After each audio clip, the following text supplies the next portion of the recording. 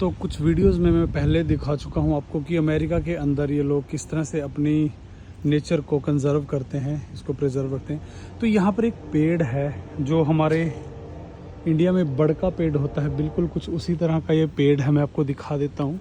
इस पर जैसे बड़ पर हमारे वहाँ पर फल आता है, बड़ के पेड़ पर ये आप देख सकते हैं, ये काफ़ी सारे फल इसके ऊपर आए हुए हैं। और नीचे ये जो फल हैं मैं आपको दिखा देता हूँ, फ्रूट भी रखे हैं कुछ इस तरह का ये फल है।